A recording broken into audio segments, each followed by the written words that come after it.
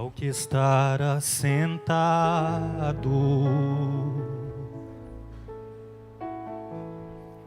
no trono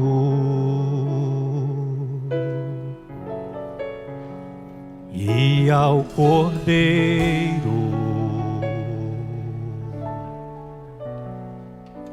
seja o louvor,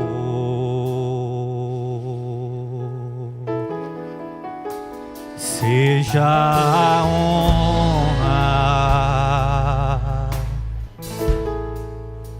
seja a glória, seja o domínio pelos séculos dos séculos. Poderoso Deus,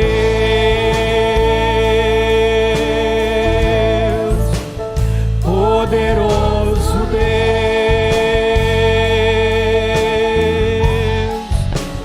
poderoso Deus, minha alma anseia por ti, poderoso Deus,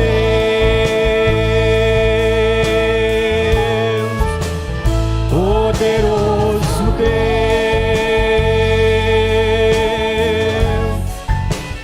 poderoso Deus,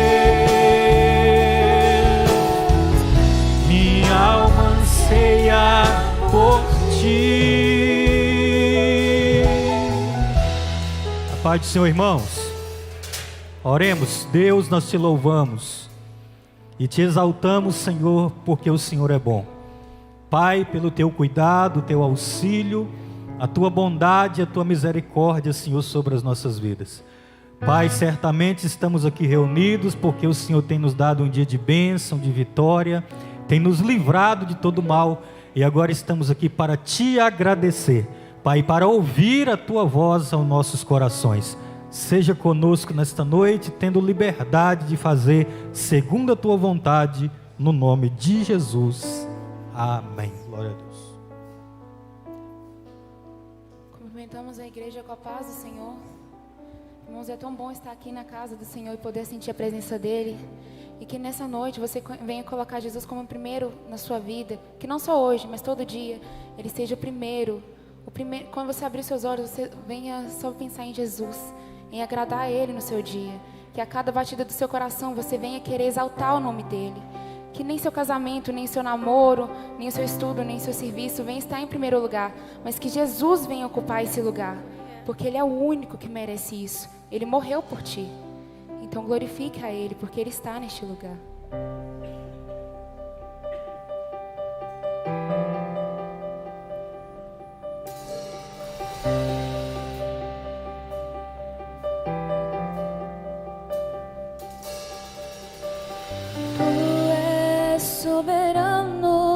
Sobre a terra, sobre os céus, tu és Senhor absoluto. Tudo que existe acontece, tu sabes muito bem, tu és tremendo. Mas apesar dessa glória que tens, tu te importas comigo também. E esse amor tão grande eleva-me, amarra-me a ti. Tu és tremendo.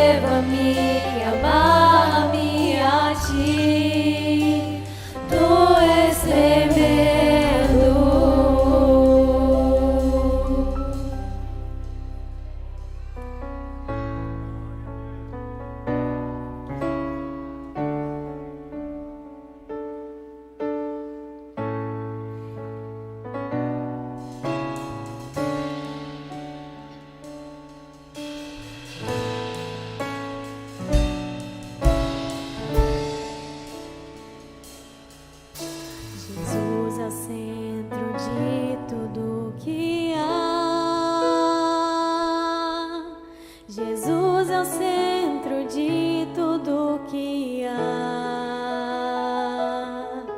o início e o fim, desde a eternidade, tudo é sobre Jesus.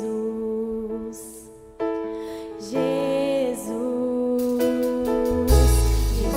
é o centro de tudo que há. Jesus é o centro de tudo que há, o início e o fim, desde a eternidade, tudo é sobre Jesus. Jesus, nada mais importa, nada se compara a ti.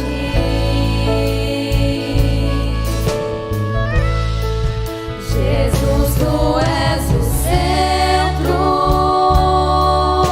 e tudo aponta para ti. Jesus,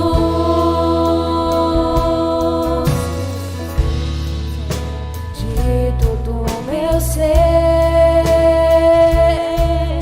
Jesus é o centro de todo o meu ser,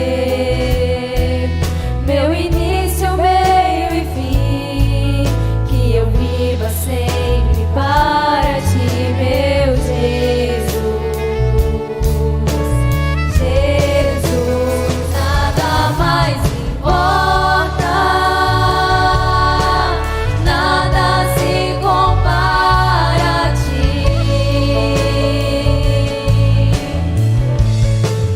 Jesus, tu és o centro e tudo aponta para ti. Jesus, que em meu coração Cristo seja o centro e todo o meu ser mostre quem tu és. Que em meu coração Cristo seja o centro e todo o meu ser mostre quem tu és. Que em meu coração Cristo seja o centro e todo o meu ser mostre quem tu és. Que em meu coração Cristo seja o centro e todo o meu ser mostre quem tu és. Jesus é o centro disso, a igreja. Jesus é o centro disso, a igreja. Um dia ele virá, como a igreja eu vou me encontrar com Jesus. Jesus, Jesus, Jesus.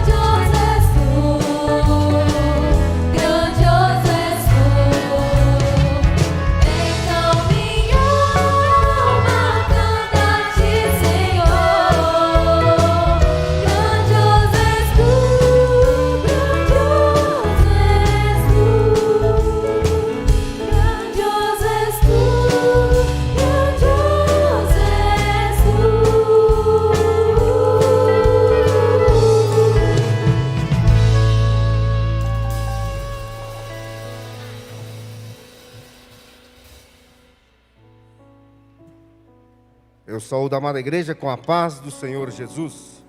Salmo de número 111 para nós lermos. E agradecidos a Deus por este culto maravilhoso, em que nós já sentimos a presença do Pai, do Filho e do Espírito Santo. Deus é louvado por amor das suas obras maravilhosas. Louvai ao Senhor, louvarei ao Senhor de todo o coração, na assembleia dos justos e na congregação. Grandes são as obras do Senhor, procuradas por todos os que nelas somam prazer.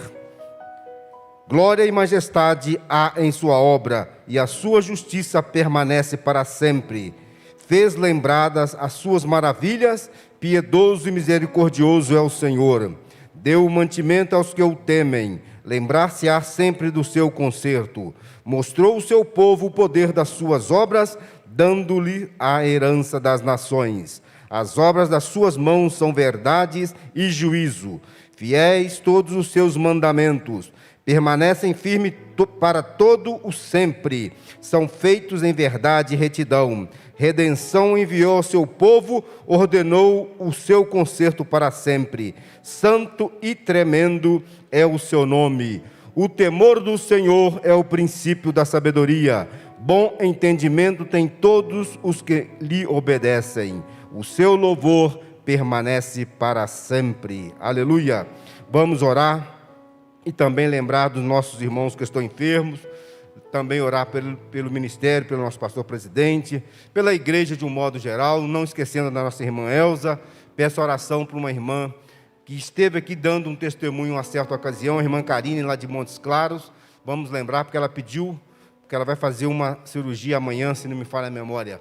O certo é que o Senhor é o médico dos médicos e Ele é poderoso para curar. Quem mais tem uma necessidade, apresente ao Senhor. Oremos. Soberano e eterno Pai, graças te damos, Senhor, por mais uma oportunidade que o Senhor tem nos dado para cultuar a Ti, Senhor.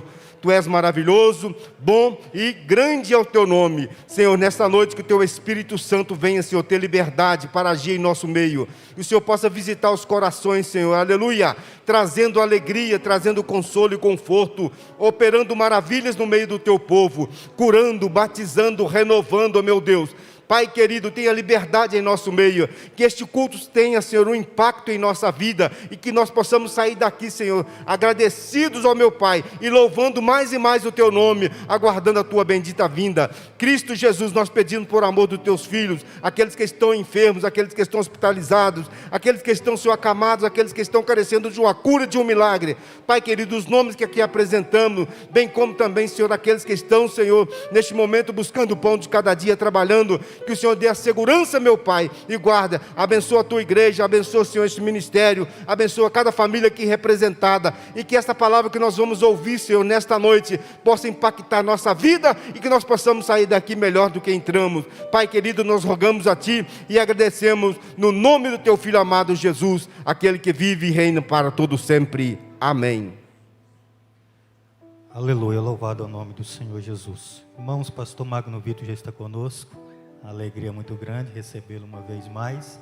E nesse mês de novembro, né, ele vai estar conosco em todas as terças-feiras de novembro. Nós vamos estar aprendendo a palavra de Deus. Fique de pé, pastor, só para a igreja te conhecer. Vamos dizer um amém pela vida dele, porque é nosso, amém? Glória a Deus. A Thalita vai louvar o Senhor com o hino, nós vamos contribuir. Eu creio que você trouxe uma oferta de amor, de alegria para a obra de Deus. E após a Thalita louvar, nós já vamos ouvir o pastor Magno, que vai estar com a palavra. Salve a igreja com a paz do Senhor. Meu Jesus maravilhoso és, minha inspiração para prosseguir. E mesmo quando tudo não vai bem, eu continuo olhando para Ti, pois sei que Tu tens o melhor para mim. Há um segredo no Teu coração, ó, dai-me forças para continuar, guardando Tua promessa em oração. Firme, ó Deus, está o meu coração, firme nas promessas do Senhor. Eu continuo olhando para ti, e assim eu sei que eu posso prosseguir. E mesmo quando eu chorar, as minhas lágrimas serão para regar a minha fé e consolar meu coração. Pois o que chora os pés da cruz, clamando o nome de Jesus, alcançará de ti, Senhor, misericórdia, graça e luz.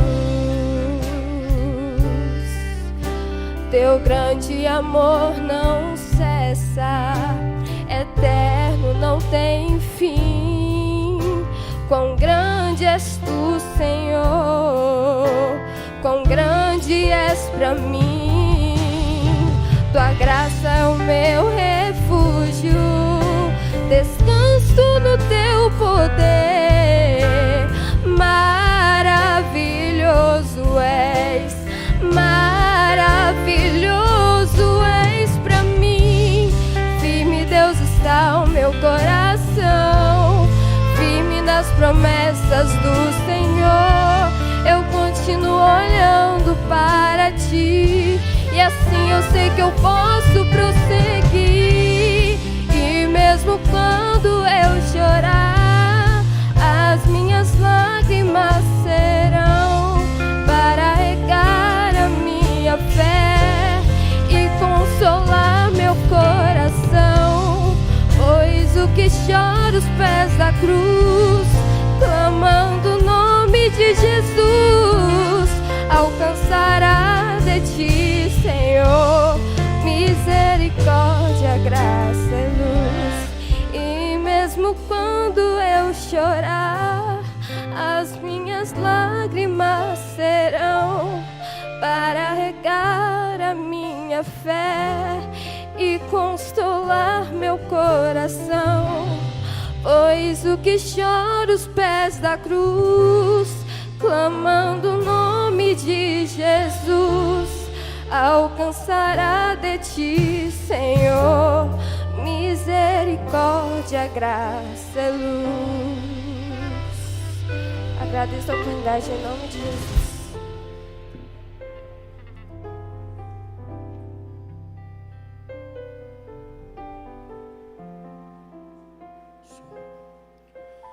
Meus irmãos, recebam todos a paz do Senhor Jesus. Quem está muito feliz, diga glória a Deus.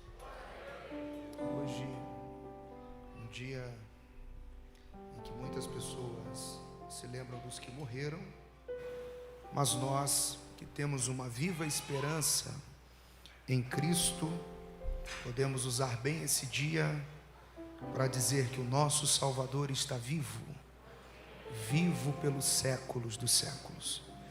Seja Deus louvado pela vida de todos os que estão aqui hoje, todos os que vieram. Eu estou imensamente feliz por poder estar aqui para partilhar a palavra de Deus com os irmãos ao longo, se o Senhor nos permitir, ao longo das próximas 5 terças-feiras. Nós trataremos sobre um assunto que eu sou apaixonado por ele, que é o assunto escatológico, a escatologia bíblica. Então você que tem o desejo de entender um pouco mais sobre esse assunto, nós vamos trabalhar escatologia bíblica todas as terças-feiras desse mês de novembro, e eu acredito que será muito frutífero, enriquecedor para a sua vida, para a sua jornada, para a sua caminhada cristã. Um assunto que é pouco tratado, dada a sua importância, mas que eu considero muito pertinente para a nossa edificação e para que nós possamos florescer na presença do Senhor. Pegue sua Bíblia e vamos encontrar aquilo que alguém já chamou de o mini Apocalipse. Evangelho de Jesus conforme Mateus, capítulo 24. Graças a Deus. Eu recebi muitas mensagens, eu publiquei nas minhas redes sociais, especialmente no Instagram, acerca desse momento. Eu recebi muitas mensagens de irmãos que estariam conectados conosco em diversos lugares do nosso Brasil, por onde eu tenho passado, para estudar com a igreja de João Molevade esse assunto ao longo dessas terças-feiras. Então acredito que deve ter alguém aí ligado conosco. Que Deus te abençoe de uma forma abundante. De pé, Mateus capítulo 24, por favor. Minha gratidão, pastor Luiz, citando o nome do nosso pastor, eu estou manifestando também o meu respeito a todos os obreiros que estão aqui no altar. Que Deus abençoe os senhores de uma forma abundante. Quem achou o Evangelho de Jesus conforme Mateus 24, diga amém. Muita atenção à leitura que nós vamos fazer. Hoje nós vamos introduzir o assunto. Então, eu preciso dizer que tudo que nós vamos tratar a partir de então vai se fundamentar no que nós vamos observar hoje. Então, eu queria que você delegasse muita atenção. Você que tem aí perto de você um bloco de notas, uma caneta, é muito importante você fazer anotações. Se de repente você tem aí um bloco de notas virtual no seu telefone, no seu tablet ou em algum lugar, faça anotações do que você vai ouvir aqui. Leia na sua Bíblia os versículos que serão citados aqui. Leia em casa, porque esse é um assunto que desperta muito a nossa mente. E o meu papel aqui não é produzir dúvidas, mas é tentar lhe trazer algumas respostas. Mas eu preciso ser honesto. Eu estou diante da igreja e diante de pastores que entendem do assunto e hão de concordar comigo. Não é um assunto corriqueiro, diário. Escatologia bíblica não é só Jesus está vindo. Isso é um pedaço bem pequeno do que é o todo do ambiente escatológico. É claro que nessas 5 terças-feiras nós vamos tentar pelo menos arranhar a superfície. Mas eu queria que você participasse, escrevesse, colocasse aí no seu bloco de anotações, para que esses estudos tenham desdobramentos maiores e para que a igreja seja edificada e para que você, como membro do corpo de Cristo, aprenda e leve isso para a sua casa, para a sua família, para a sua roda de amizade, demonstrando para eles as verdades que nós vamos aprender aqui. Amém, meus irmãos? Diz assim a palavra do Senhor: quando Jesus ia saindo do templo, vamos lá, saindo do... Veja, aproximaram-se dele os seus discípulos, para lhe mostrarem a estrutura do templo. Jesus, porém, lhes disse, muita atenção, veja, não vedes tudo isto? Ele está falando do templo. Em verdade vos digo, que não ficará aqui pedra sobre que não seja derribada. Versículo 3, a geografia vai mudar, repara. E estando assentado aonde, irmãos? Forte, forte, aonde, irmãos? Chegaram-se a ele os seus discípulos, é o mesmo grupo, em particular, dizendo, olha essa frase, essa pergunta, dize-nos, primeira informação, quando serão essas coisas? Segunda informação, que sinal haverá da tua vinda? Terceira informação, e do fim do mundo? Versículo 4, Jesus respondendo disse-lhes, acautelai-vos, que ninguém vos engane, porque muitos virão em meu nome dizendo, vamos lá, eu sou o, e enganarão a muitos, e ouvireis de guerras, e de rumores de guerras, olhai, não vos assusteis, porque é mister que isso tudo aconteça. Olha essa frase, mas ainda não é o fim. Todos juntos? mas ainda não. Para que fique gravado só mais uma vez. Porquanto se levantará nação contra nação, e reino contra reino, e haverá fomes, plural, e pestes, plural, e terremotos, plural, em vários lugares. Mas todas essas coisas, ele está falando de tudo que citou, veja, mas todas essas coisas são, ele não disse serão, ele disse o princípio das dores, plural. Então vos hão de entregar para serdes atormentados, e matar-vos-ão, e sereis odiados de todas as gentes por causa do meu nome. Neste tempo, muitos serão escandalizados, trair-se-ão uns aos outros, e uns aos outros se aborrecerão, e surgirão muitos falsos profetas, que enganarão quantos, irmãos? E por se multiplicar a iniquidade, complete. Agora esse 13 aqui é nosso texto áureo, de uma vez, todos juntos. Mas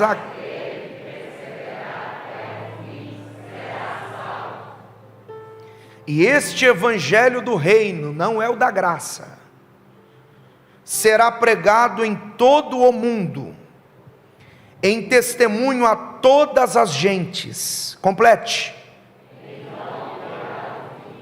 Confere comigo que nesses 14 versículos que nós lemos aí, por 4 vezes funcionais, Jesus utiliza a expressão fim.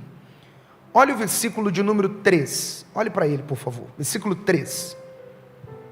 Estando assentado no Monte das Oliveiras, chegaram-se a ele os seus discípulos, em particular dizendo: dize-nos que sinal haverá da tua vinda e do, olha o 6, ouvireis de guerras, rumores de guerras, olhai e não vos assusteis, porque é mister que isso tudo aconteça, mas ainda não é o, olha o 13, mas aquele que perseverar até ao 14, este evangelho do reino será pregado em todo o mundo, em testemunho a todas as gentes, então virá o fim.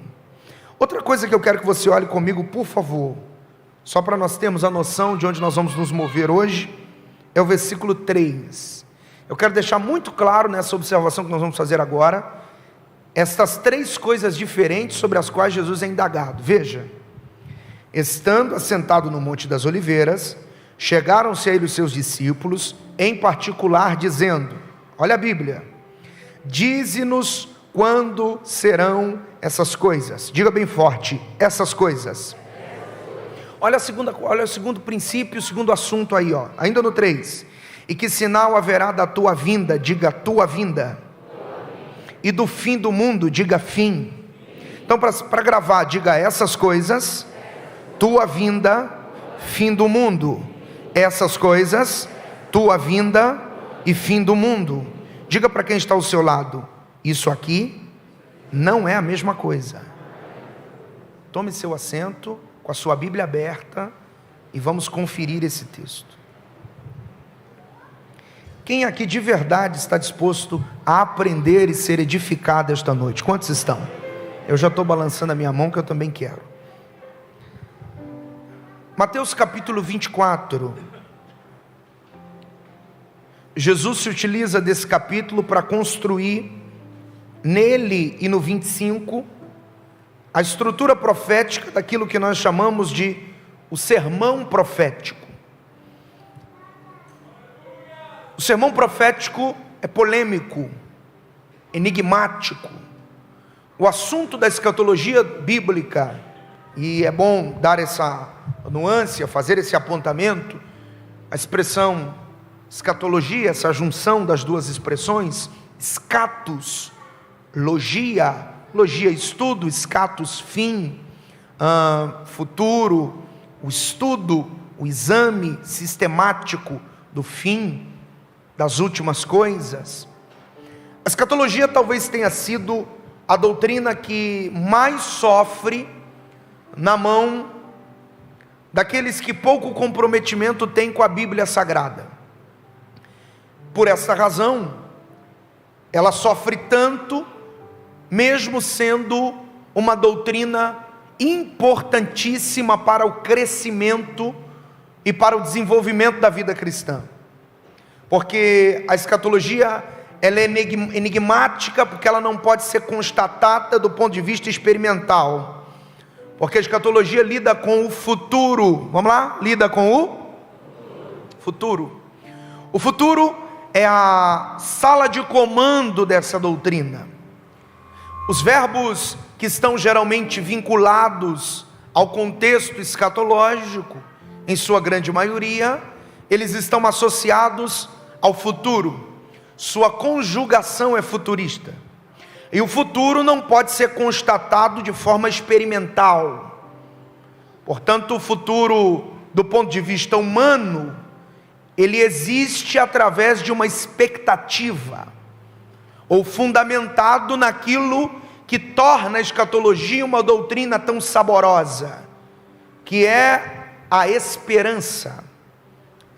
Esse terreno fértil, abundante na Bíblia Sagrada, até porque um dos elementos do próprio Deus é esta associação para com o homem de futuro, de esperança. Por exemplo, nós pentecostais nos envolvemos muito com o ambiente profético, com a linguagem profética.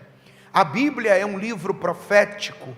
Deus decidiu falar através de forma profética. A Escritura endossa o assunto dizendo que não havendo profecia, o povo se corrompe. E o que é o profético? O profético é a possibilidade de enxergar o futuro estando no presente. Isso implica em dizer que Deus não tem problema nenhum de falar de futuro. E o que eu vou dizer aqui é para quem está me acompanhando nesse primeiro momento. Deus não tem problema nenhum de falar de futuro, porque o futuro não existe para você e nem para mim. Mas para Deus o futuro já é uma realidade. Por quê? Porque o nosso Deus é dotado desta habilidade, desse atributo de não estar no tempo. Por exemplo, todos nós estamos sujeitos ao tempo. Nasce, cresce, morre. E porque morre, tempo. O culto começa, se desenvolve, e daqui a pouco eu estou brigando com o ponteiro. Por quê? Porque o tempo nos subjuga. Nós estamos dentro dele. Deus está fora do tempo. Logo, Deus é atemporal. Isso implica em dizer que o tempo não controla Deus, mas Deus, vocês estão me acompanhando? É Senhor do tempo. E quem é o tempo? O tempo é um filho. Filho de uma mãe chamada eternidade. A eternidade é a mãe do tempo. Porque o que é a eternidade? É um tempo que não tem tempo, que não pode ser medido. Logo, o tempo que nós conhecemos como passado, presente e futuro, está dentro da eternidade.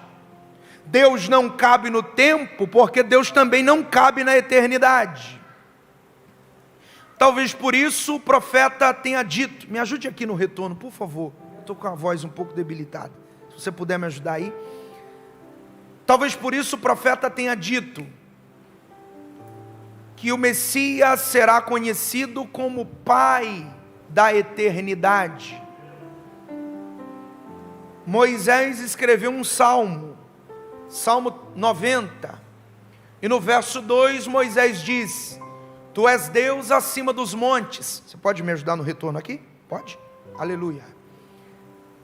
Sim, Tu és Deus de eternidade a eternidade. A ideia clara, exata, de que Deus está por cima, sobre o tempo.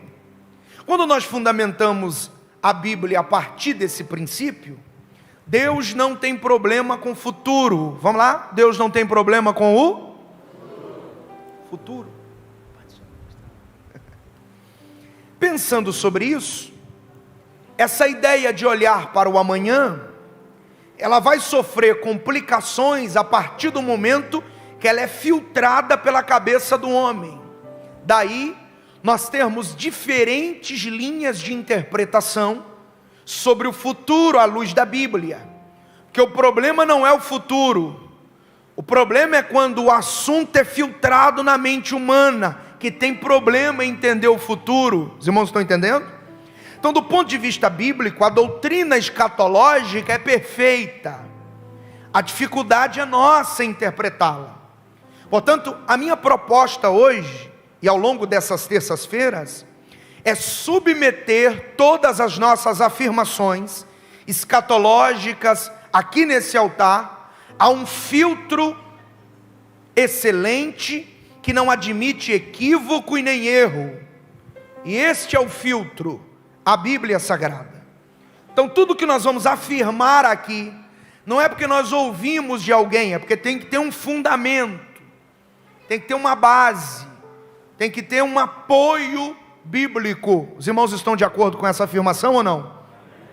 Então nós vamos conferir hoje esta que é a estrutura profética de Mateus capítulo 24. Jesus reúne seus discípulos, e o versículo de número 1 nos afirma, com muita clareza, e eu quero que você confira ele comigo, que Jesus está saindo do templo de Jerusalém aí. Ele está rodeado pelos seus discípulos, e como sempre, junto deles está uma grande multidão. Vamos lá? Uma grande multidão. Esta multidão que está junto de Jesus e dos discípulos, assistem de camarote o que os discípulos vão mostrar a Jesus. O verbo utilizado por Mateus do versículo 1 é esse: aproximaram-se dele seus discípulos para lhe mostrarem a estrutura. O que eles mostraram, gente? Do templo. A ideia aqui é puramente terrena, material, física e palpável. A ideia aqui é: veja a suntuosidade do lugar do culto.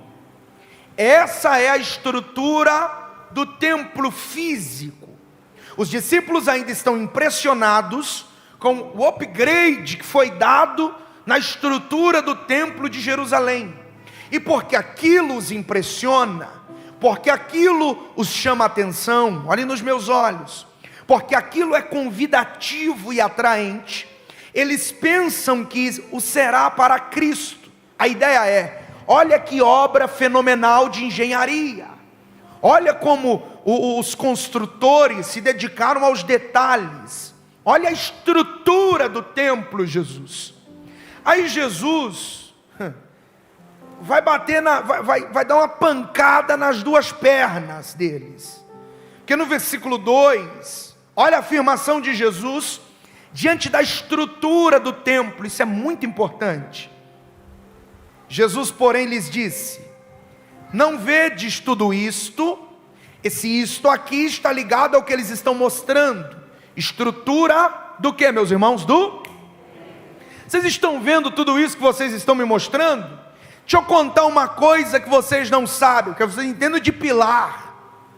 Vocês falam dos tubulões, das bases, dos tijolos, dessa maravilha da engenharia daquele tempo. Vocês entendem do que vocês veem, mas deixa eu contar para vocês uma notícia.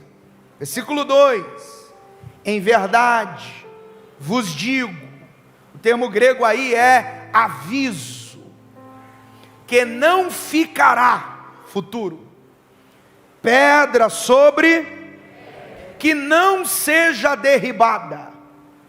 Jesus está diante da estrutura do templo, afirmando aos discípulos algo relacionado ao futuro. Então veja, o templo, a visita ao templo, o convite dos discípulos, o ato de mostrar a estrutura do templo, está vinculado ao presente. Vamos lá, vinculado ao Aí Jesus do presente diz: olha, vai cair tudo, não ficará pedra sobre. vai vir uma derribada. Ora, o que é isso? Isso é o profético, isso é a profecia, isso é a escatologia de Jesus futuro. O que Jesus está dizendo é: eu aviso a vocês como será o amanhã. E se você faz uma análise do verso 2, Jesus está se referindo a um futuro que não é distante dos discípulos. Jesus está falando de exatos 70 anos depois. Quantos anos? Ele está literalmente falando do ano 70, quando o general Tito vai invadir Jerusalém, vai tomá-la a fio, vai destruí-la, e junto da destruição da cidade, o templo virá abaixo. Então a primeira afirmação de Jesus no presente, falando do futuro, é de um futuro próximo. Me acompanhe, isso é muito importante. Jesus está no presente dizendo: ó, vai cair a casa, vou destruir, vai ficar pedra sobre pedra que não, uma destruição vem. Aí você anda na linha cronológica da história e você não dá muitos passos. 70 anos depois, Jerusalém e o templo caem. Cumpre-se o que Jesus diz: não ficará pedra sobre. Guarde isso na sua mente. Deixa eu ir bem devagar agora para nós introduzirmos isso. Aí no versículo 3, os discípulos saíram do templo igual a gente quando está com dúvida. Que o bom crente é curioso. Quantos aqui confessam que são curiosos? Curioso. Quando a gente não entende um assunto, a gente vai cavar, não é assim? Procurar informação. A gente lembra de alguém que trata sobre isso, liga, manda um zap. Os discípulos saíram do templo pensativos, coçando a cabeça, como alguém que diz: entenderam o que ele disse? Alguém deve ter dito um para o outro: bom, está falando de futuro, ele disse que não ficará. A conjugação do verbo é futurista, não ficará, não ficará, é alguma destruição. Jesus está falando de porvir. Bom, se pela primeira vez ele está abrindo o leque com detalhes sobre o futuro, vamos fazer perguntas mais profundas. Eles saem do templo, e o texto diz no versículo 3, veja na sua Bíblia: e estando assentado aonde, gente? Esse lugar.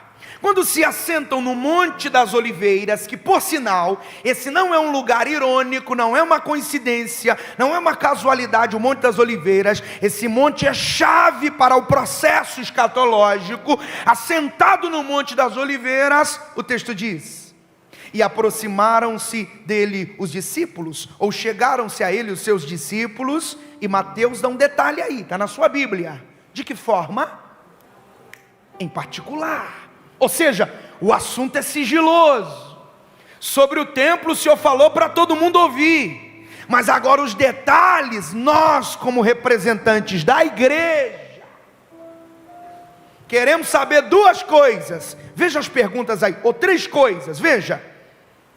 Dize-nos quando serão essas, forte, essas, para aí um minutinho. Do que eles estão falando aqui? Jesus, estou traduzindo, aquele papo, aquela conversa de pedra sobre pedra, olha para mim, aquela história de que vai cair o castelo, o templo, aquela história de que o templo faraônico de Jerusalém vai vir abaixo, explica ao termo, dize-nos quando, queremos tempo, queremos horário, fala a data, quando é que o templo vai cair? E aí eles empolgaram: já que o Senhor está abrindo o leque para a escatologia, me responde mais duas. Além de dizer quando que o templo cai, diga para nós, que sinal, olha aí na sua Bíblia, haverá da tua? E já que o Senhor deixou a gente perguntar, vou de novo, e já me dá os sinais do fim. Então na pergunta ficou claro que essas coisas é o templo caindo, tua vinda é outro assunto, e fim do mundo é outro assunto. Está claro isso ou não? Como nós estamos racionalizando, pensando juntos, se alguém perguntar por que eu creio no arrebatamento, A primeira resposta é: essas coisas já aconteceu. Vou tentar de novo. Por que você crê na vinda de Jesus? Eu creio na vinda de Jesus, baseado no texto e na história, porque 70 anos após ele dizer que não ficaria pedra sobre pedra, o templo, cadê vocês? O templo, se ele cumpriu a primeira,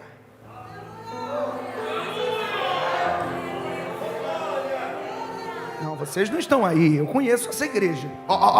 Se o templo caiu, e caiu mesmo, e não ficou pedra sobre pedra, o que é para o meu Deus cumprir a vinda e o fim?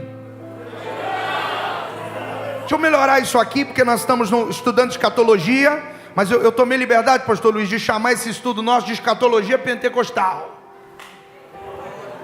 para afirmar esta noite que a queda do templo faz parte do caráter de Deus, fidelidade.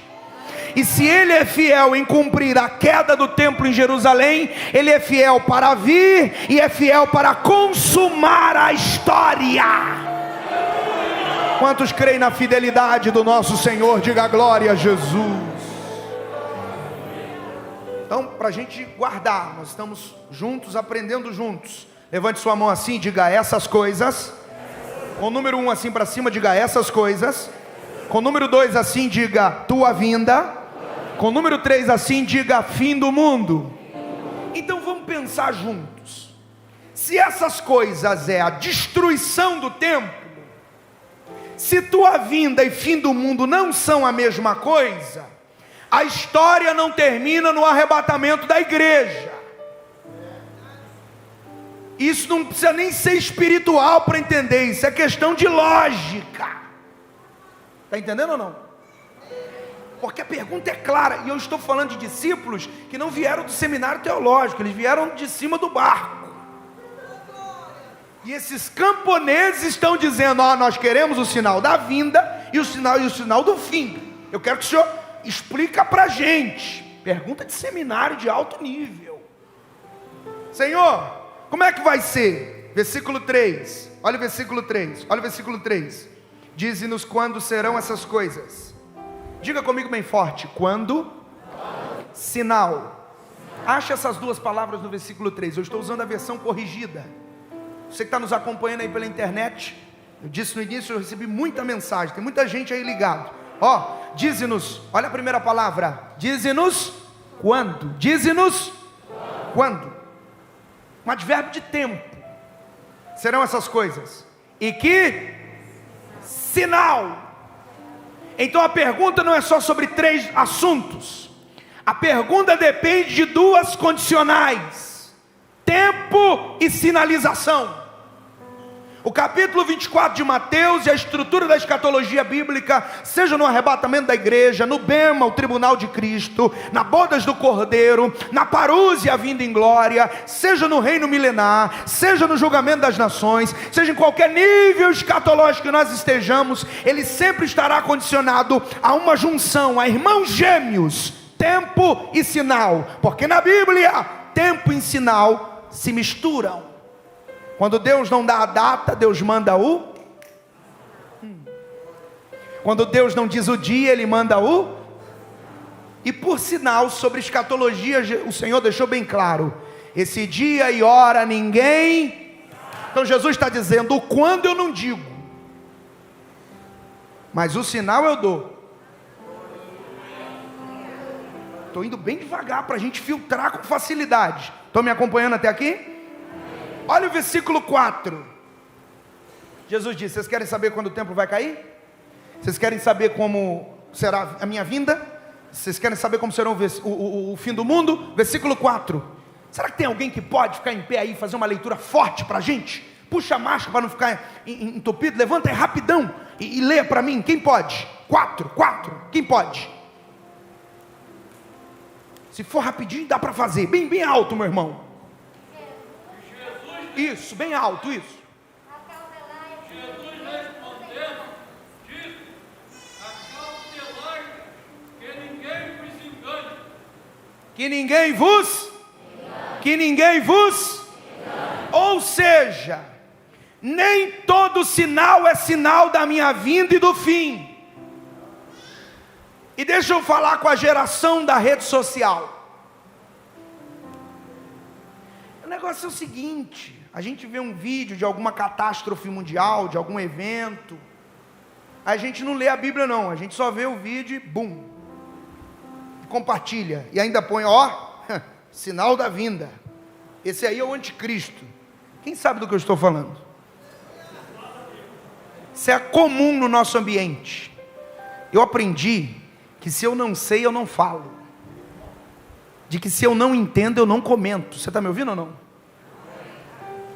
Está havendo uma confusão na mente, principalmente do nosso ambiente pentecostal, onde as pessoas, porque eu falo do nosso ambiente, eu não tenho direito de falar de outro, é na nossa casa, uma confusão. Nem toda catástrofe, nem todo episódio está diretamente relacionado à vinda e o fim. Jesus disse: ninguém vos engane, quem dá o sinal sou eu. Aí acontece uma praga de não sei o que numa lavoura, e alguém pega um texto isolado de Apocalipse e acha o gafanhoto lá, que é uma sinalização para a grande tribulação, tem nada a ver conosco. É um processo de redenção também do povo de Israel. E a gente diz assim, ó, sinal da vinda de Jesus. Aí banalizou o sinal, aí tudo é sinal. Irmão, a única coisa que nós temos como elemento que nos atrela ao tempo da volta de Jesus, não é dia e nem horário, é o sinal. Se eu banalizo o sinal, eu fico mais perdido do que antes. Você concorda comigo ou não? Então diga comigo bem forte: se eu não sei, eu não falo. Diga bem forte: se eu não sei, eu não comento. Diga: se eu não sei, eu não compartilho. E não creio também, porque nós só cremos no que está presente nas Escrituras. Domingo foi o dia de lembrarmos a reforma protestante. Uma das solas é sola Escritura, a afirmação de que se está na Bíblia a gente crê, glorifica e até cai de joelho. Está na Bíblia, eu creio. É por isso que você também precisa ter um cuidado de saber o que você está ouvindo e o que você está lendo quando o assunto é escatologia bíblica. Está havendo uma invasão do pós-tribulacionismo e do mesotribulacionismo no nosso ambiente. E nós somos o povo que biblicamente cremos que a igreja será arrebatada antes da grande tribulação. E se você não crê, procure um ambiente que crê assim, porque nós somos ponto final. Porque nós somos bíblicos. Amém ou não, campeão? Nem era para mexer nisso, deixa eu ficar em Mateus. Mateus. Agora é interessante, porque Jesus continua, versículo 5. Ó, deixa ninguém te enganar. Estou apresentando Mateus 24 para você. Veja, versículo 5. Porque muitos virão em meu, dizendo o que, igreja? E enganarão quantos? Jesus não disse se possível, Jesus afirmou: enganarão. Isso não é uma probabilidade. E eu preciso dizer que Jesus já está sinalizando elementos relacionados à sua vinda aqui. Nós temos do versículo de número 5 ao versículo de número 12 uma galeria repleta de sinais. Porque se nós não temos nem o dia e nem a hora, nós temos o quê? O sinal. Se nós não temos o relógio, a data e a condicional de tempo, nós temos o sinal. E se o sinal está claro, nós vamos entendê-lo. Agora, deixa eu dizer uma coisa para vocês. Eu vou sinalizar, eu vou apresentar sinal por sinal agora. Mas deixa eu afirmar uma coisa. Todos os sinais que pretendo afirmar aqui estão esgotados. Não é porque falta um sinal. Me diga qual. Eu estou do púlpito te desafiando. Me diga qual. Não há um sinal escatológico relacionado à vinda de Jesus, dos quais nós vamos apresentar no texto, que não tenha se cumprido. E não é após a fala de Jesus. Uma grande maioria destes já ocorriam antes do Nazareno. Porque muitos estão vinculados ao cenário histórico e ao cenário da natureza, como terremotos, que vou tratar aqui. O que implica em dizer que os sinais estão esgotados. Isso significa que nós cremos na doutrina da iminência. O que é isso? Vou dizer. Nós cremos que Jesus volta a qualquer momento. Então não tem essa de que precisa acontecer um negócio, porque nós estamos sendo coerentes se nós pregarmos assim. Nós estamos num culto de ensino, então estou sendo prático para nós absorvermos. Nós seremos incoerentes se nós pregarmos e em uma parte da mensagem a gente dizer assim, irmão, tá vindo aí, terremoto, o sinal tal, o sinal X, o sinal Y, e quando isso tudo acontecer, Jesus vem. E aí quando chega o apelo, a gente muda a abordagem teológica e diz, aceita hoje que ele pode voltar hoje à noite. Peraí. A gente falou duas coisas na mesma mensagem, foi incoerente, alguém não entendeu e ainda deu aleluia. Está errado ou não está? Olhe para quem está ao seu lado e diga para essa pessoa, nós cremos na vinda iminente de Jesus. Aponte o dedo para essa pessoa e diga, isso significa que não há mais nenhum sinal para acontecer, para explodir, para aparecer. Diga, tudo nos mostra que Cristo já volta. Breve Jesus voltará. Quantos creem que Ele virá em breve? O que eu preciso tocar na doutrina da iminência? É porque todos os sinais relacionados a Jesus, dados por Cristo aqui, estão associados à sua vinda e ao fim. Por que eu estou dizendo isso? Porque na escatologia nós temos uma linha contínua, chamada linha cronológica, é a linha do tempo. Nessa linha uns nascem, morrem, é a história da humanidade. Você não tem como arrancar esse sinal que está conectado à vinda e não tê-lo de alguma maneira conectado ao fim. Porque a vinda de Jesus é uma fase. E outros eventos acontecerão e no final das coisas o que acontece? A consumação, que é o fim. O que significa dizer que não dá para desmembrar uma coisa da outra. Mas por que é bom dizer hoje que nós cremos na doutrina da iminência? Porque fundamentalmente a Bíblia nos ensina que Jesus está às portas. Então a vinda de Jesus, muito além dos sinais já dados e estabelecidos, está vinculada ao que a igreja primitiva cria. A igreja primitiva não acreditava num Jesus que ia voltar no ano 2000. A igreja primitiva e os irmãos que conviveram com Jesus acreditavam que ele viria imediatamente, porque as palavras dos anjos em Atos 1 é essa, do jeito que ele foi. Vocês estão aí? Isso é tão real na igreja primitiva que o João, que colocava a cabeça no peito de Jesus, olha para mim, escreveu: filhinhos. Você está aí mesmo, irmão?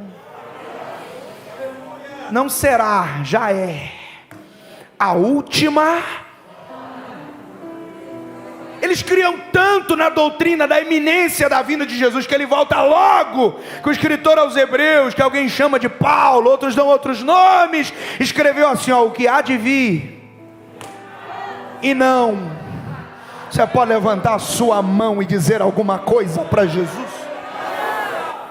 Um exemplo célebre que é o tendão de Aquiles, daqueles que pregam contra a vinda iminente de Jesus, é 2 Tessalonicenses 2, que é o texto áureo de quem prega o pós-tribulacionismo. Quando Paulo diz assim, ó, que ninguém vos engane. Quer ver? Vamos abrir o texto? Vamos lá? 2 Tessalonicenses 2, não diz marca Mateus 24 não. Estou falando da iminência. 2 Tessalonicenses, capítulo 2. Versículo 1. Quem pode ler aí? Quem pode ler? Mas tem que ser forte. Alguém que tem uma voz. Se você tem uma voz baixa, não precisa. Alguém que tem uma voz bem forte para que todos escutem. 2:1. 2 Tessalonicenses 2:1. Quem pode? Forte aí. Cadê? Alguém pode? Ora, irmão, Isso. rogamos pela vida do Senhor, Vinda de quem? Jesus Cristo, Isso. pela nossa reunião com Ele, 2. que não vós movais facilmente o vosso entendimento, e nem vos perdoeis, quer por Espírito, quer por palavra, quer por epístola, como de nós, Ó, como se o dia de Cristo estivesse já perto. versículo 3. Lê o 3 bem forte aí, varão. Ó, Quem de maneira alguma vos engane, por não será assim, sem antes que venha a apostasia e se manifesta o homem do pecado e o filho da perdição. toda igreja diga bem forte: o dia de Cristo. Mais forte: o dia de Cristo.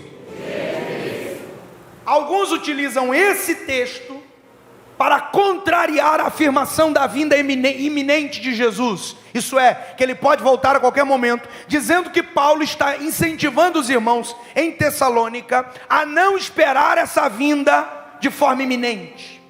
Mas deixa eu contar para você o que é verdade desse texto. Quando Paulo escreve sobre isso, ele está falando a uma igreja que estava sofrendo perseguições. E a igreja em Tessalônica sofreu tanto que os irmãos começaram a pensar: será que Jesus já voltou e já estamos na grande tribulação? Estão me acompanhando ou não? Aí Paulo escreve e diz: calma, ainda não é a grande tribulação. Isso são aflições da vida cristã. Isso são problemas dessa vida. Isso são crises que todos nós vamos viver. Não é grande tribulação, porque a grande tribulação, que ele chama de dia de Cristo aqui, que será o dia da manifestação e do juízo do Senhor, ela só se deflagra quando surgiu o homem do pecado. Estão me acompanhando ou não? Então esse texto aqui não é Paulo dizendo que Jesus não volta logo. É Paulo afirmando que a igreja ainda não está vivendo a grande. Em outras palavras, a afirmativa de Tessalônica é essa: ele vem. Por que esse texto aqui não é sobre não acreditar na iminência da volta de Jesus, como alguns afirmam? Porque se Paulo estivesse escrevendo nesse capítulo 2, de fato, que Jesus não está para voltar a qualquer momento, ele seria incoerente.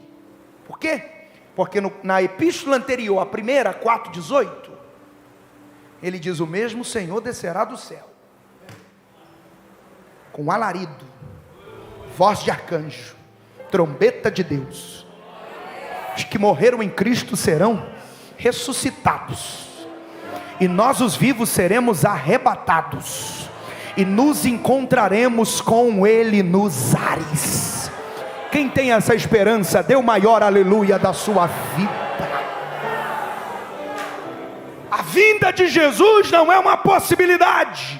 E eu afirmo a quem está aqui e acompanhando pelas mídias sociais: ele virá a qualquer momento, como ladrão à noite. Vigiai, para que ele não te pegue de surpresa.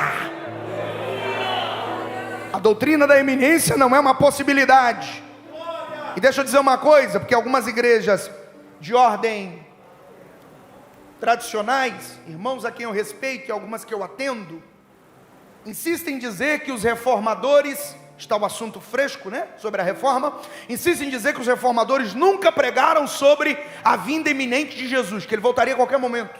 Isso é um engano histórico. A reforma protestante se deflagra a partir de um monge agostiniano chamado Martinho. Olha o que Lutero escreveu sobre a vinda de Jesus iminente. Disse Lutero: acredito que todos os sinais que precedem os últimos dias já aconteceram. Não pensemos que a vinda de Jesus Cristo está longe. Olhemos para cima, com as nossas cabeças erguidas. Esperemos a vinda de nosso Redentor com mente desejosa e alegre. João Calvino, um reformador, afirmou também: Cristo declara, e as Escrituras uniformemente nos ordenam a olhar para cima com expectativa, porque Cristo virá.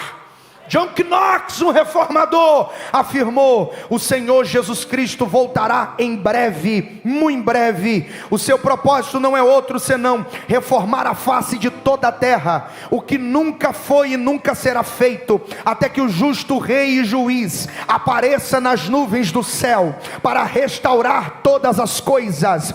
Alguém gritou nos tempos áureos da reforma: todos os homens excelentes e letrados, a quem sem dúvida Deus enviou ao mundo nestes últimos anos e dias, sempre diziam, com a Bíblia empunhada em mãos: Cristo breve virá. Os reformadores concordavam com essa doutrina.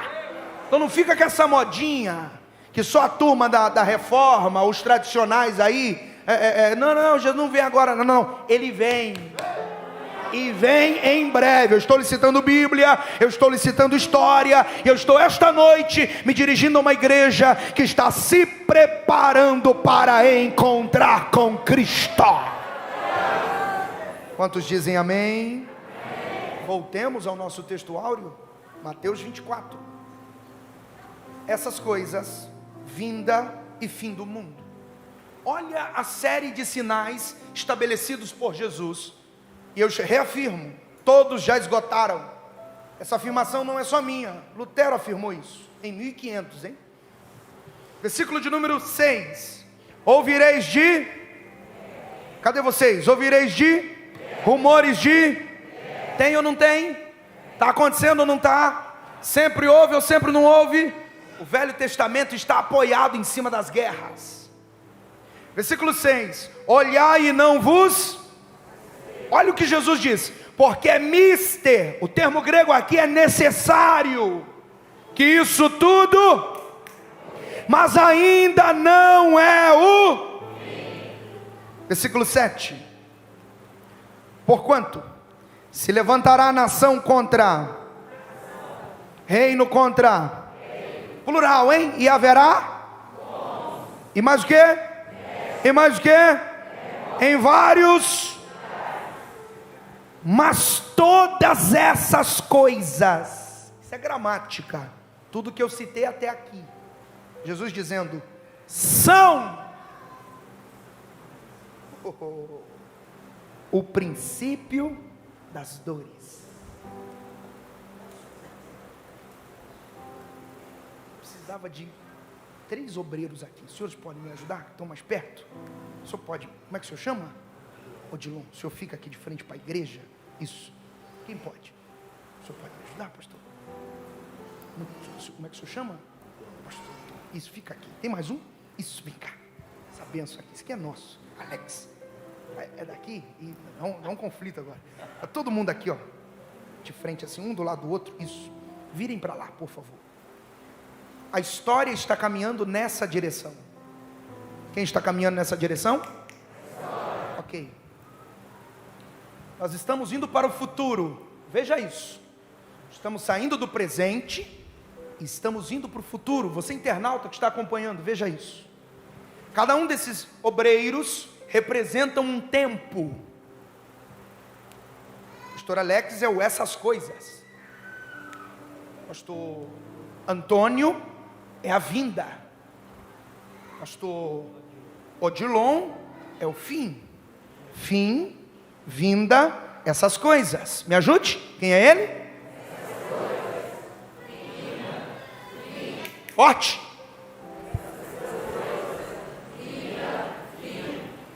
Aí Jesus diz, ó, a pergunta que eu quero fazer esta noite: em que tempo a igreja está? Porque peraí, nós não estamos no essas coisas. Que o essas coisas é 70 anos depois da afirmação de Jesus, quando o templo... Então não estamos aqui.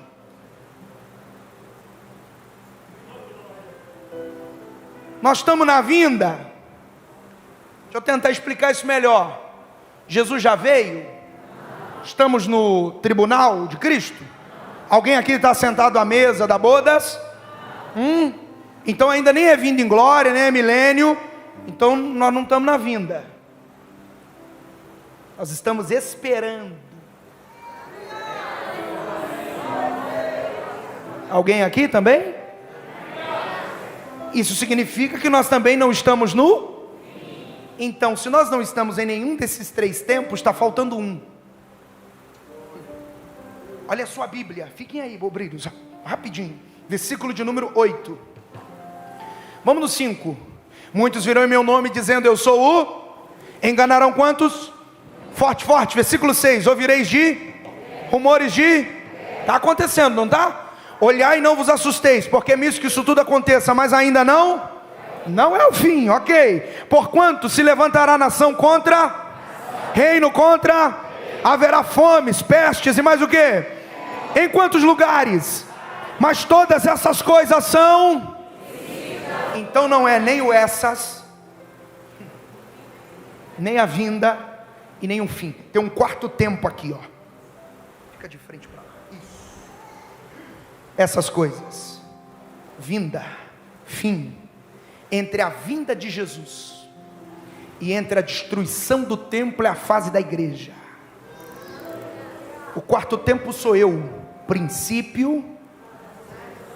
Se você quer saber em que tempo nós estamos, eu lhe digo: o templo já caiu, Jesus está voltando, ele virá, o fim acontecerá. Nós estamos no princípio das dores, mas boa notícia, Jesus está no controle até do princípio das... Levante a sua mão assim e diga: o templo já caiu, Jesus está voltando e o fim se estabelecerá. Aponte para alguém e diga para essa pessoa: estamos no princípio das dores. Diga para ele: não tenha medo, é só o princípio. Diga para ele: a coisa vai engrossar, o circo vai pegar fogo. Diga para ele: mas fique em paz, a verdadeira igreja participa do princípio, mas não da grande tribulação. Seremos arrebatados primeiro.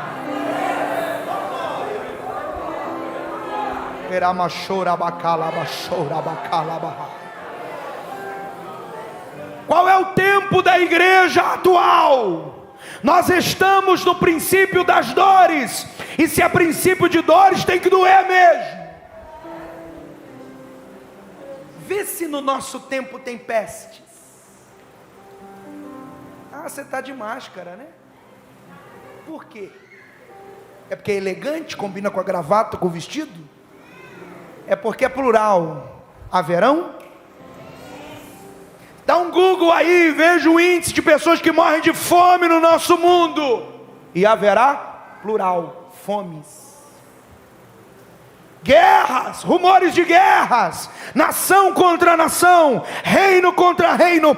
Todos esses sinais é o princípio das dores. Isso é, o conjunto dos sinais dão origem a essa fase, princípio das dores. É o que a igreja está vivendo. Mas nós somos testemunhas que no princípio das dores Ele salva, Ele cura, Ele batiza com o Espírito Santo e Ele nos prepara para o grande dia. Oh, remachori andalabas. O princípio das dores não é uma invenção minha, nem de Jesus e nem de Mateus. É uma doutrina bíblica e vamos conhecê-la. O que seria essa expressão, princípio das dores? É uma figura de linguagem. E toda figura de linguagem remonta a uma imagem. Que imagem é essa? Esse princípio das dores remonta a imagem de uma mulher grávida que está dando contrações ou sentindo contrações.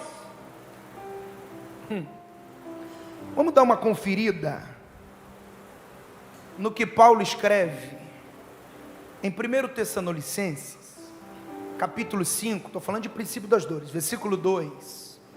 Dá um pulinho lá. 1 Tessalonicenses, capítulo 5, versículo 2. Os meninos da mídia são ligeiros, coisa boa. Ricardo, está por aí. Deus te abençoe. 5. 1 Tessalonicenses 5, versículo 1 e 2. Mas irmãos, acerca dos tempos e das estações, está falando de tempo, não necessitais que eu vos... porque vós mesmos sabeis muito bem que o dia do Senhor virá como ladrão de... Toda igreja lendo o versículo 3 em uma só voz. 1, 2, 3. Pois que quando disser...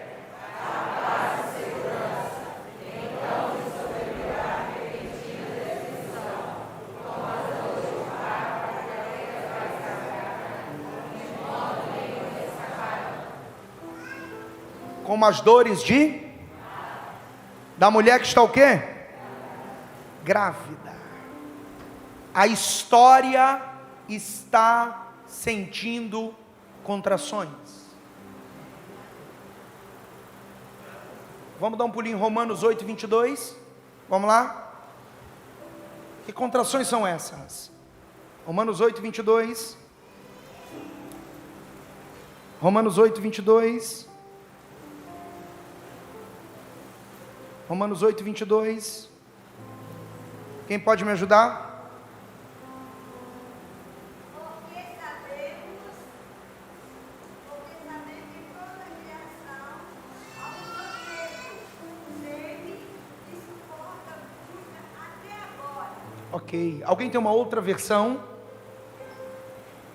Porque a criação ficou sujeita à vaidade, não por vontade, mas por causa do que a sujeitou. Alguém tem uma outra versão? 22. De preferência corrigida. Porque sabemos que toda a criação geme e está juntamente com dores de parto. Peraí, varão, como é que você chama? Ô Wesley, lê de novo.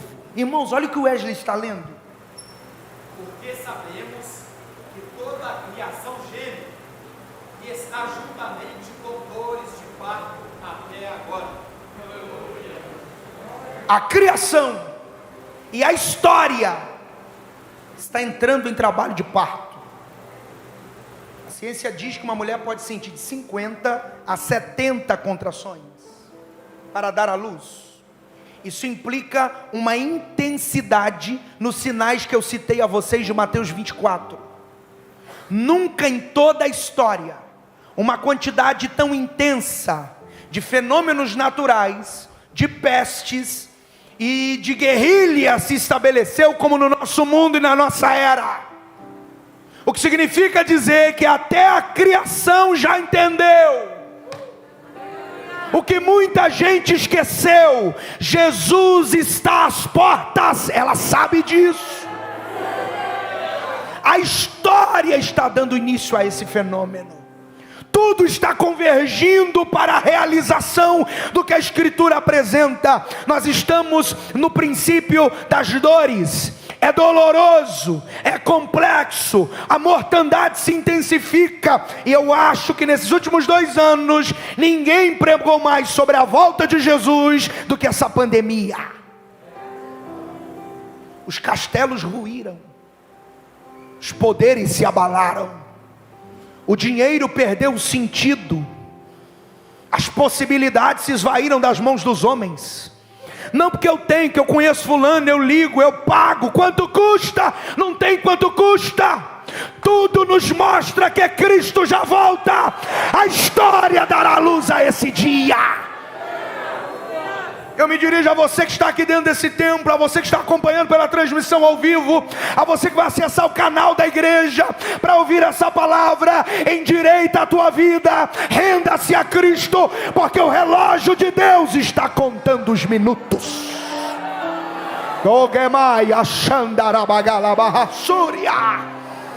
Quem pode dar um glória a Deus esta noite?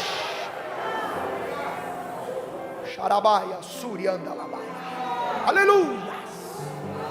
Nós estamos no princípio das dores. Todos juntos? Nós estamos no princípio das dores. Só as meninas?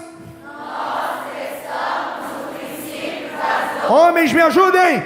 Nós estamos no princípio das dores. Todos os salvos? Nós estamos no princípio das dores. E o que é o princípio das dores? Em primeiro lugar, o princípio das dores não é a grande tribulação. Se está ruim hoje, queridão, experimenta ficar. A grande tribulação é um período de tanto sofrimento, que o livro do Apocalipse, a partir do capítulo 6, ele vai deflagrar até a altura do capítulo 17, os juízos de Deus, 21 flagelos que cairão sobre a terra. A Bíblia diz que os dias são tão terríveis, que a afirmação de Jesus em Mateus 24 é: se esses dias não fossem abreviados, nenhuma carne se salvaria. Eu estou sendo bíblico. Em outras palavras, nós estamos no princípio das dores. Ela não é a grande tribulação. Que eu não sei você, mas na grande tribulação eu estou em outro lugar.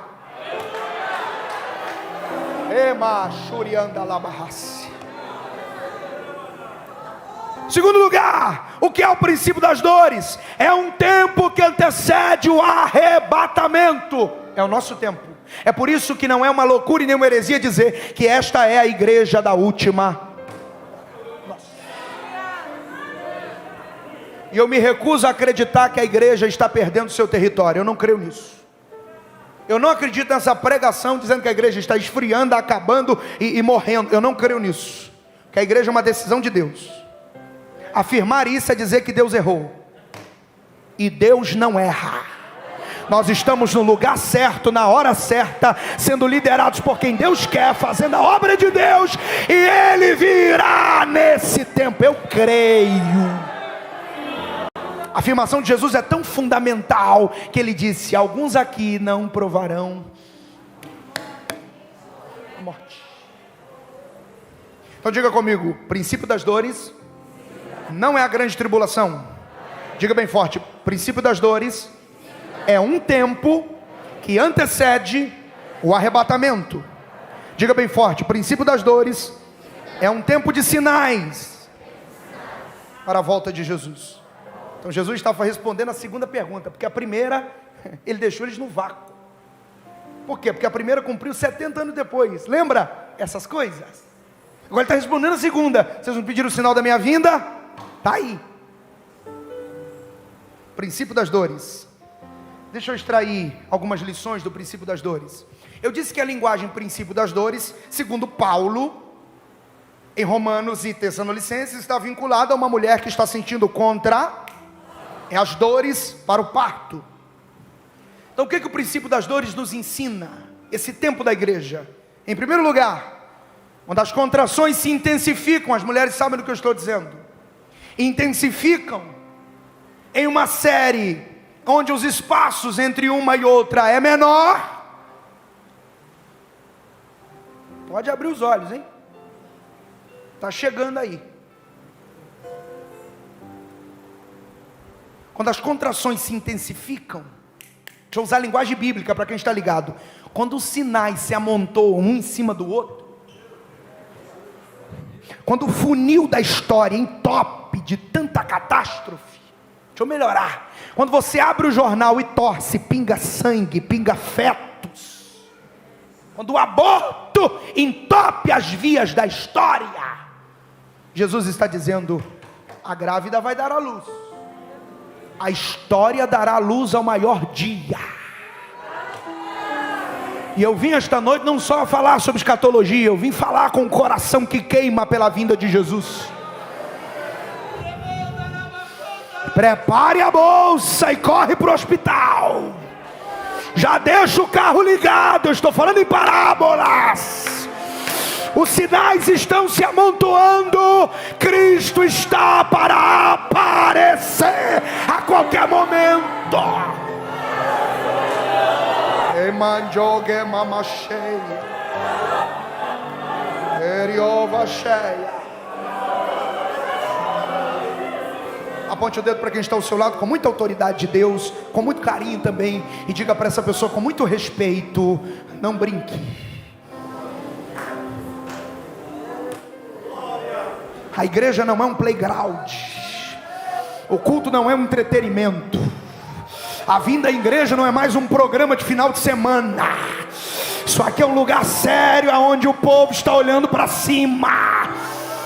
Aleluia! Então eu vim esta noite dizer: o verdadeiro alvo da igreja ainda é gritar: Maranata, ora vem Senhor Jesus. Ora machega lá e jovergue amassui. Segunda lição das dores de parto. Quando as contrações se intensificam, se corre para onde? Para onde? Hospital, para maternidade. Geralmente, o pai, Maria de primeira viagem, fica louco. Ele esquece onde fica o acelerador, a marcha, o volante. Quebra-mola, não vê, não tem sinal de trânsito, não tem nada. Fica louco. Quer chegar na maternidade logo. Porque geralmente a bolsa rompeu, o líquido amniótico já saiu. Olhe para mim. O que o Senhor está dizendo, eu pergunto a esta igreja, estou falando a um povo bíblico, saudável e cheio do Espírito Santo. Ouça isso. Vocês concordam que a igreja ainda é o hospital onde Deus trata? Então os sinais estão dizendo, corra para o culto. Corra para a vida de oração. Corra para os meus braços. Aleluia. Venha. Venha. Ô pregador, mas é sério isso? É sério, corra logo. Acha a igreja mais próxima da sua casa. Você que está me ouvindo aí pela internet, que só Deus sabe onde esse culto vai entrar. E o Senhor está dizendo, corra logo, porque o Filho do Homem aparecerá nas nuvens.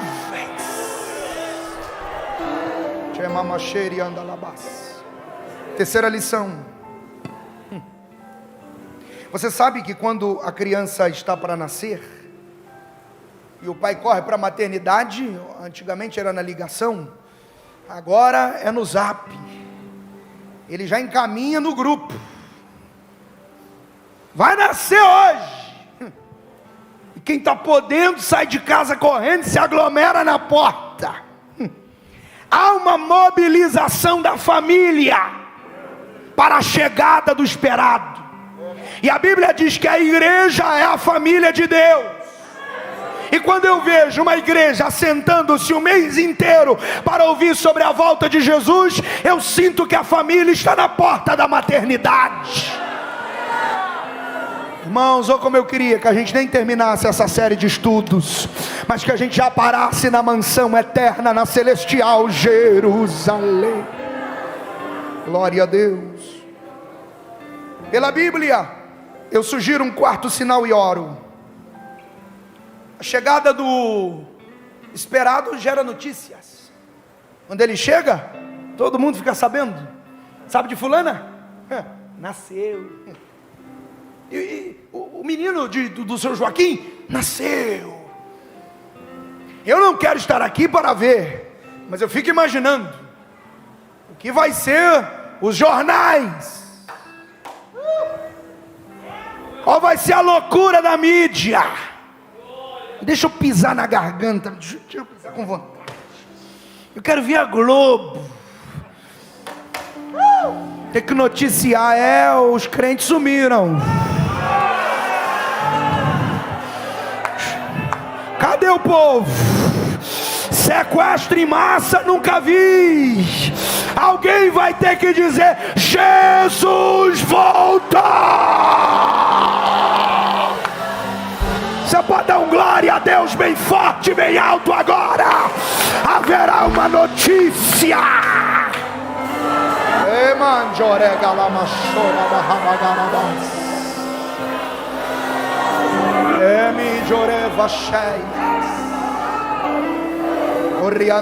Levante as suas duas mãos para os céus. Há uma atmosfera tão espiritual aqui. Nada melhor do que começar essa série de estudos banhados pelo poder do Espírito Santo.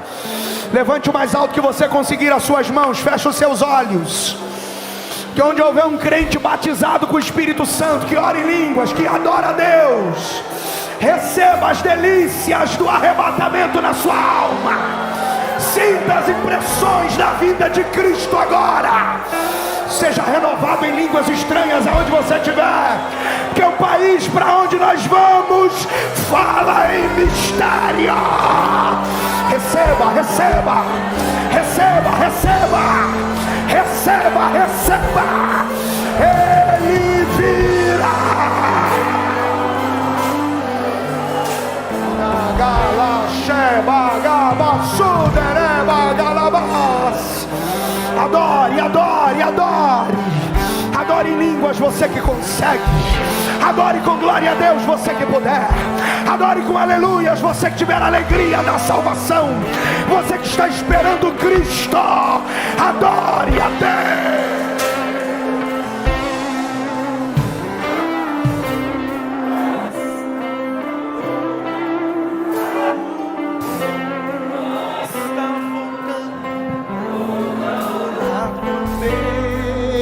Está soando o meu nome a chamar. Sim, o rei está voltando. Vamos de pé, de pé, de pé. O rei está voltando. Aleluia. Ele vem me buscar. Sim, o rei, sim, o rei. Sim, o rei está voltando. O rei está voltando.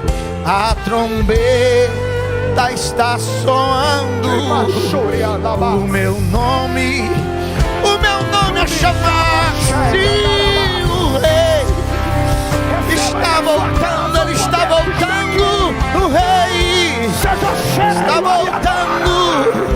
A trombeta está soando para os santos transladar. Sim, o rei está voltando. O rei está voltando.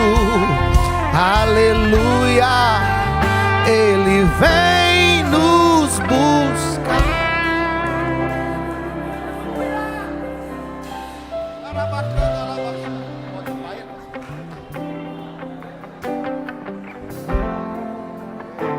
Aleluia.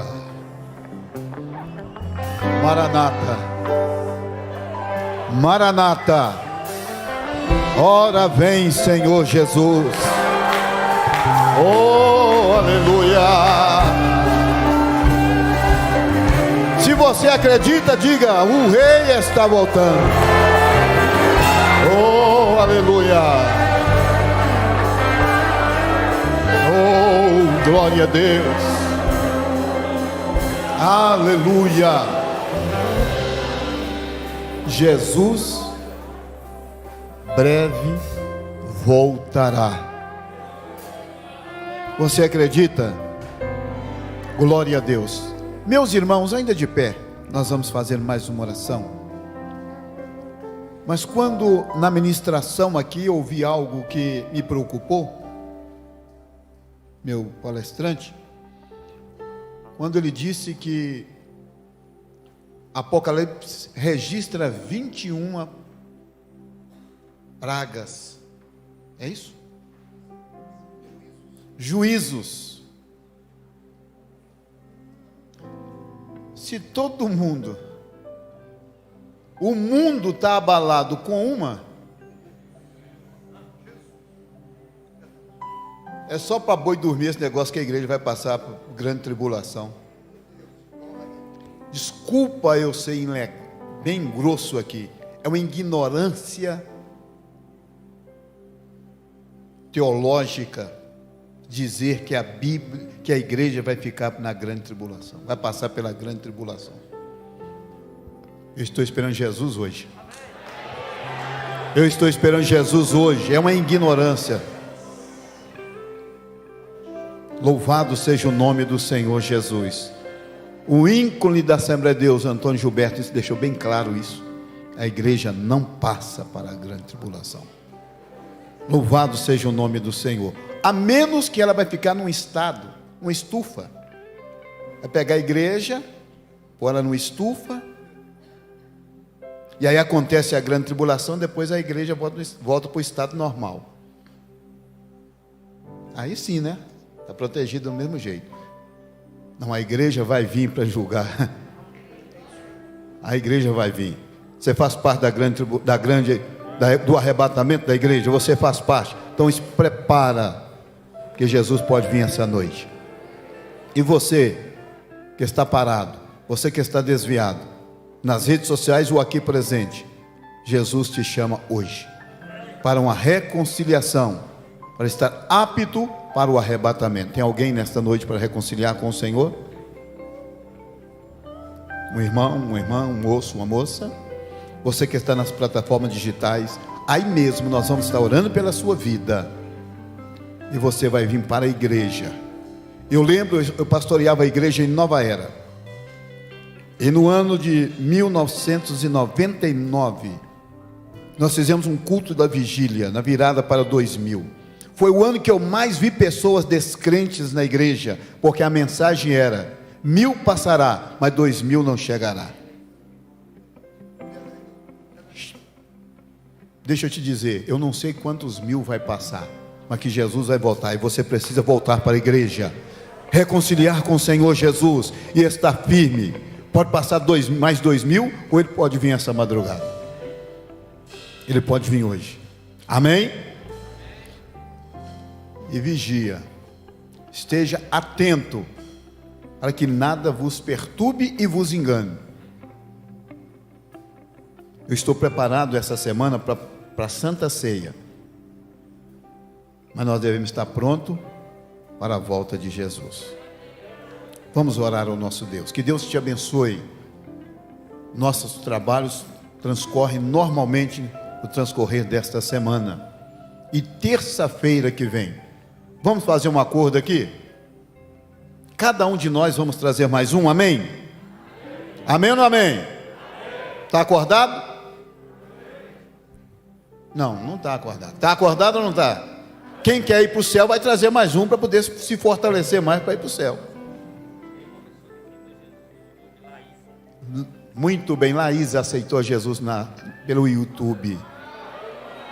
A igreja não pode sair da rede social também não, ela tem que influenciar com o poder de Deus através da palavra. Laís, que Deus te abençoe, e nós vamos estar orando pela sua vida. Você manda aí para nós o seu endereço, de onde você é, e a igreja vai continuar te sustentando, e você vai fazer parte desta igreja.